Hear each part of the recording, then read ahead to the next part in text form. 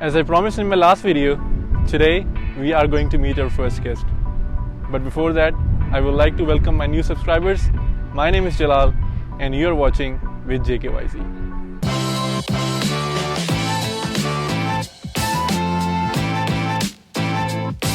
Right.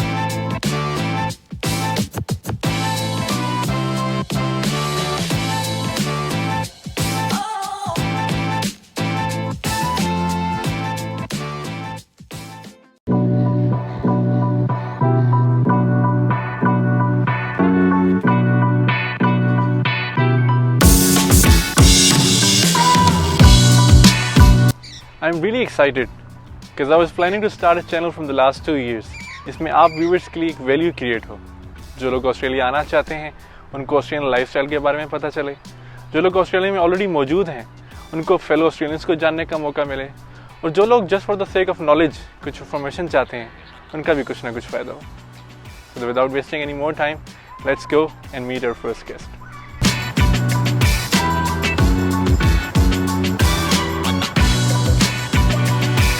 As we are already on our way, so I thought कि मैं कुछ information Melbourne की आपसे शेयर करूं। Melbourne is one of the most liveable cities in the world और Melbourne ने ये टाइटल 10 टाइम्स अपने नाम किया। मेलबर्न को ये एजाज़ भी हासिल है कि मेलबर्न 2011 से 2017 7 साल consecutive most liveable city in the world रही। Still Melbourne is at the second place.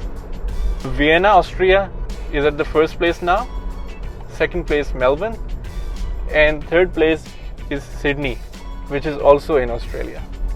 ये कौन डिसाइड करता है?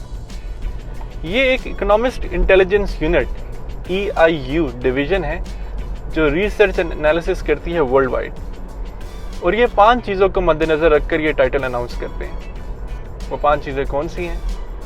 Education, health care, infrastructure, stability, culture and environment.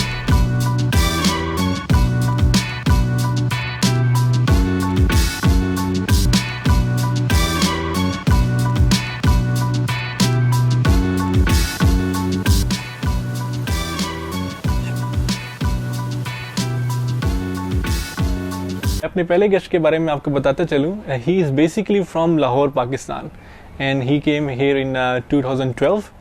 और now he citizen and working in IT industry. So बाकी की कहानी उन्हीं की ज़ुबानी। So here I am with my guest, let's do some गपशप।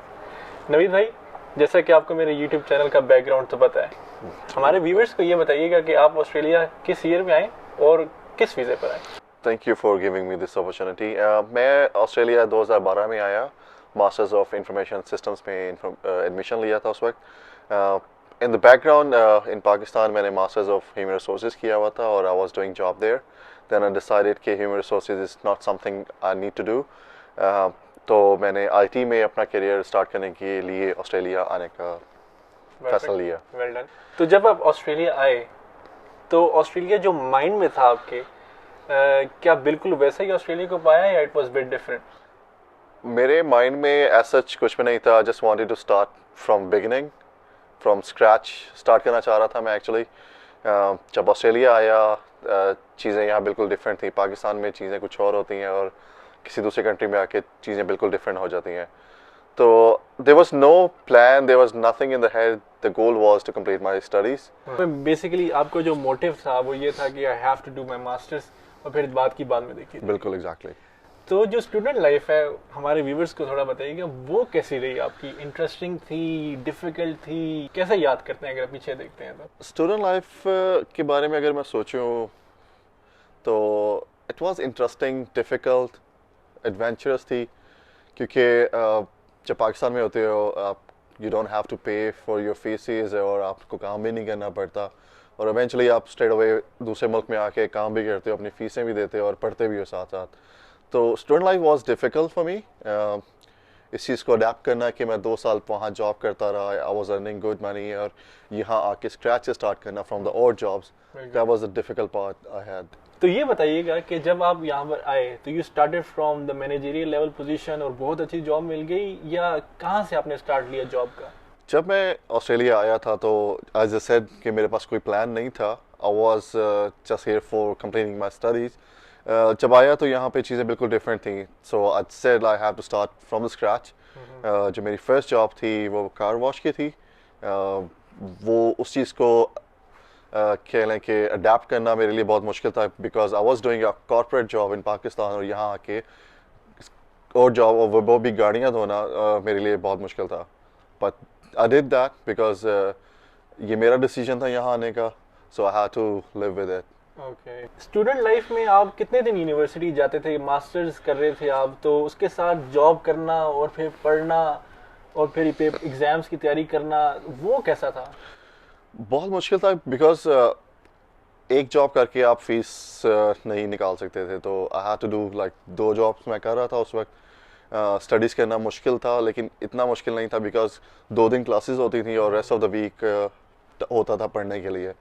जॉब ख़त्म करके रात को जब घर आते थे तो there was a few time, कुछ वक्त मिल जाता था पढ़ने के लिए, तो उस वक्त पढ़ाई करके उसको कंप्लीट किया।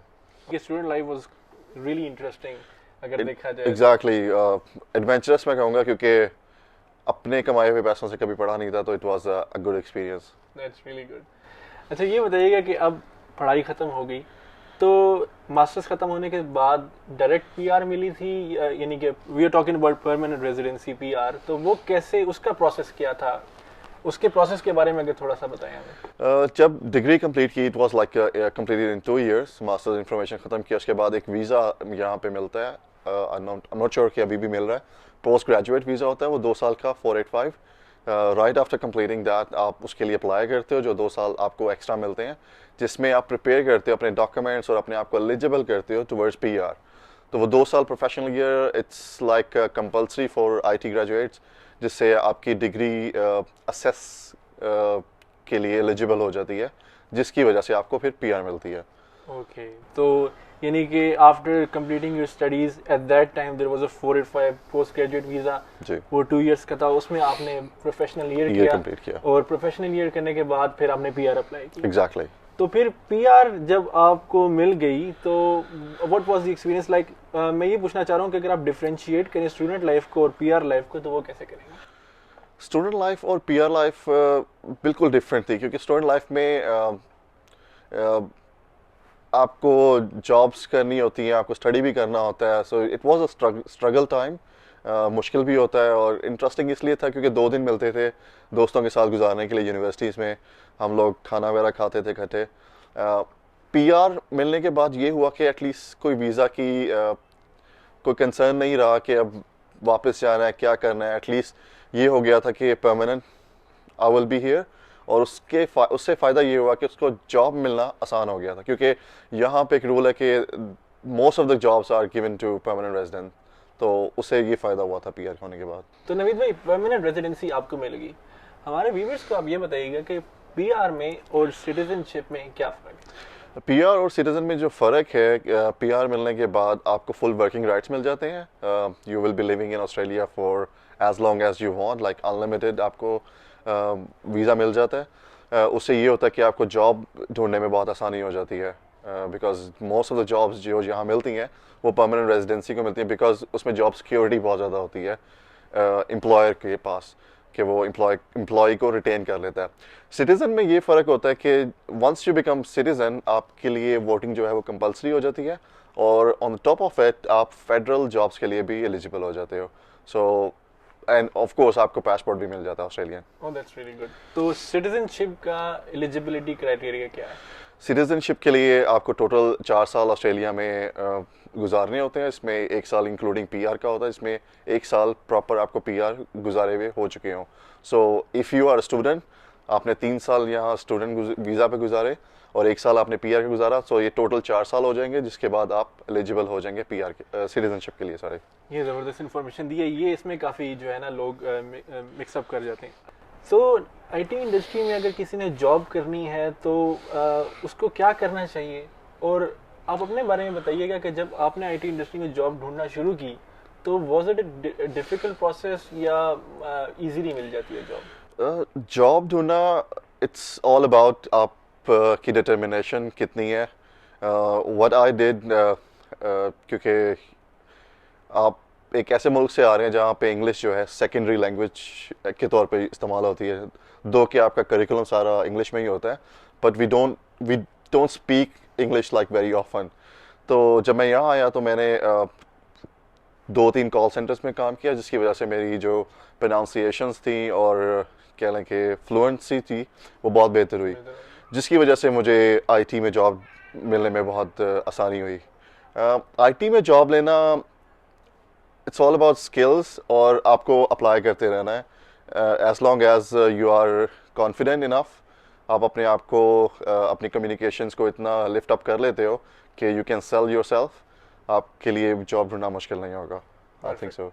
अब ये बताइएगा नवीद भाई कि starting from student life, started from the scratch as you said, और उसके बाद फिर और जॉब्स करना and then coming to this point कि आप अब माशाल्लाह आईटी में जॉब कर रहे हैं, तो ये आपका जर्नी कैसा रहा? अगर 3-4 सेंटेंसेस में आप हमारे व्यूअर्स को बताना चाहें। अबाउट लाइक 8 साल हो गए हैं यहाँ पे आए हुए। ये जर्नी इतना आसान नहीं था, और इस पूरे जर्नी को कुछ अल्फाज में बयान करना भी शायद मेरे लिए मुश्किल होगा, लेकिन आई वुड से कि स्टूडेंट लाइफ में जो पौधा लगाया था वो पीआर में जाके थोड़ा सा बड़ा होकर दरख्त बन गया, और सिटीजन में हम उसका फल उतार के खा रहे हैं। तो व्यूअर्स, ये था हमारा आज का इंटरव्यू। उम्मीद करता हूँ कि आपको पसंद आया होगा। अगर आपका कोई भी क्वेश्चन है तो आप नीचे कमेंट सेक्शन में टाइप कर सकते हैं। अगली वीडियो तक के लिए इजाज़त दें। Stay tune, take care.